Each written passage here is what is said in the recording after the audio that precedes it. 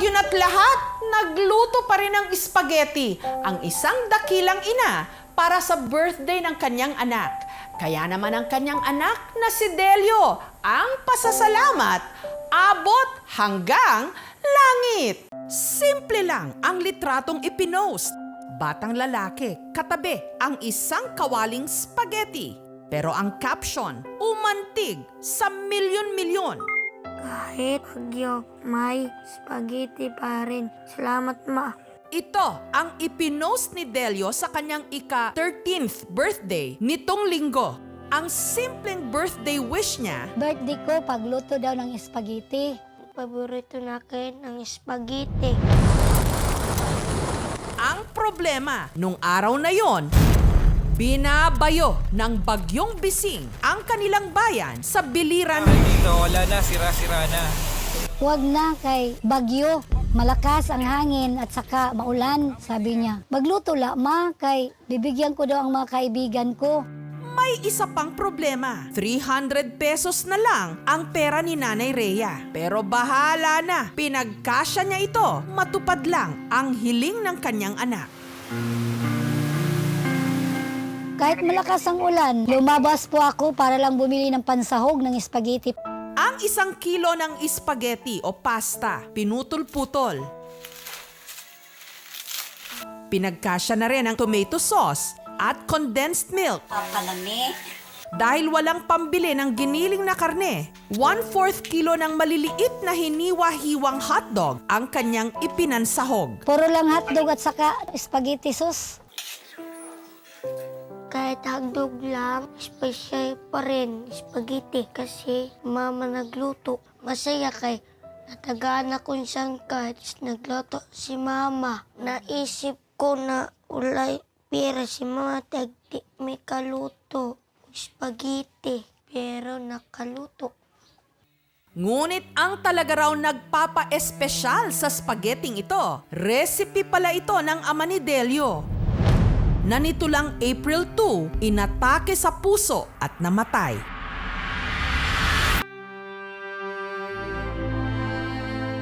Ito ang unang birthday ni Delio na hindi nila kapiling ang kanyang ama. Hindi na ako kakalimutan pag-iti ni Papa. Kailaplam na ko, Papa. Siya para tutluto sa spaghetti. Ito muna.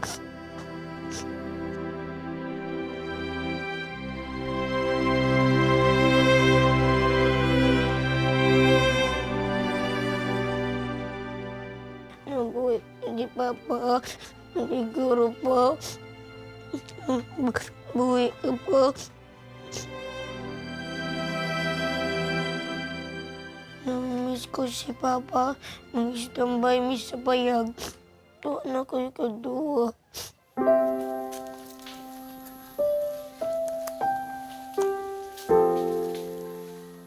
Pa, mahal ka na ako pa. Kahit sige kong pasaway sa imo.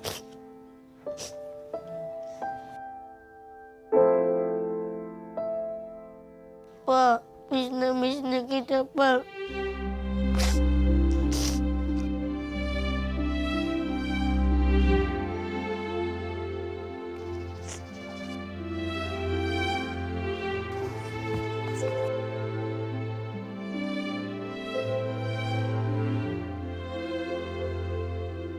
Sobrang hirap dahil wala na akong katuwang. Kasi pagdating namin sa bahay, mayroon na kaming pagkain. Pagdating ko, kumpleto na. Kakain na lang ako.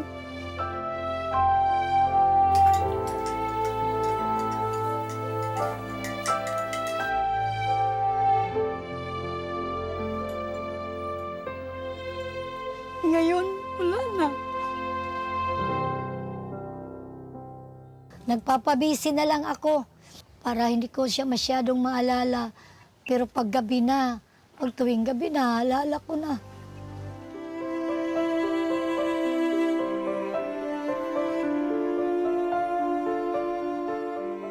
Muning gisuldak ni Papa. Taga adlaw. Basta makita na ako siya magsulot ng ani. May Namdaman ako si Papa. Pa, kahit wala ka na, tandaan mo, mahal na mahal kita. Hindi kita papalitan kahit kailan. At huwag kang mag-alala. Bantayan ko ang mga anak natin pa. Siguruhin ko makatapos sila sa pag-aaral. Kaya si Nanay Rhea ngayon, hindi lang nakatokang lutuin ang recipe ng spaghetti ng namatay niyang mister. Siya rin ang tumatayong ama't ina ng kanilang pamilya.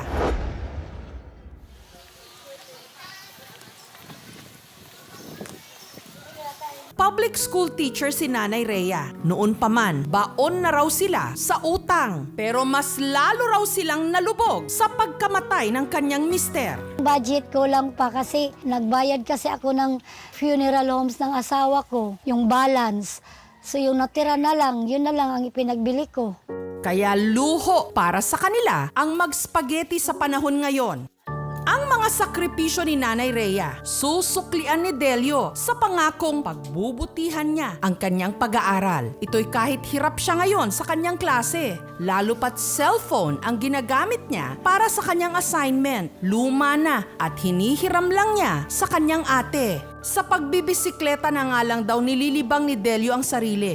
Pero ang kanyang bisikleta, sira-sira na.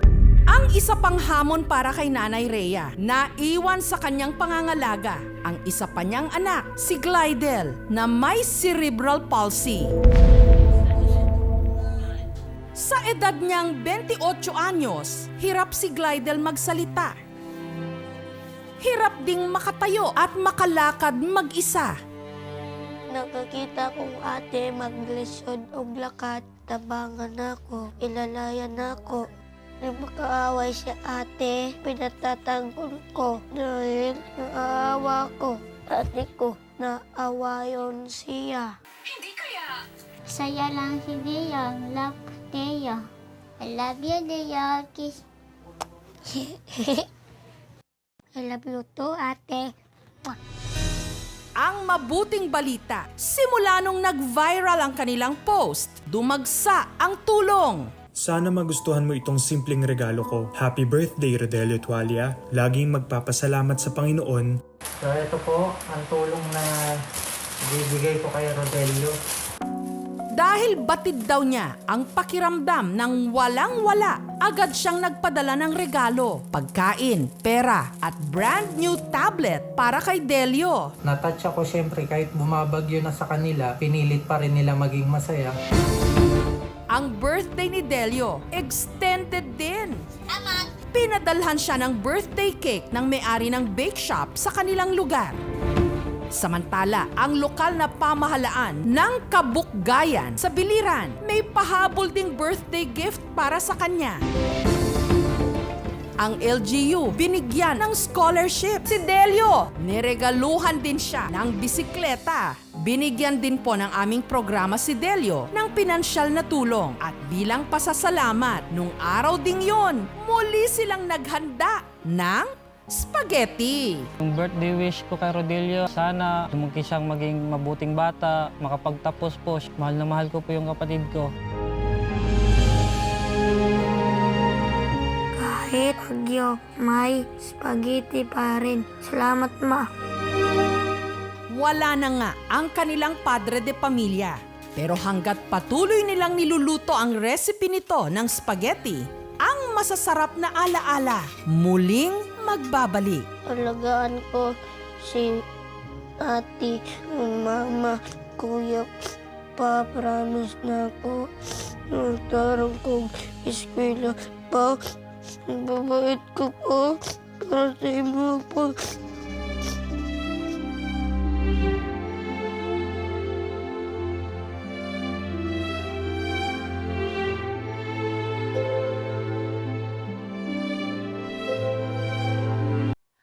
Thank you for watching, mga kapuso. Kung nagustuhan niyo po ang videong ito, subscribe na sa GMA Public Affairs YouTube channel. And don't forget to hit the bell button for our latest updates.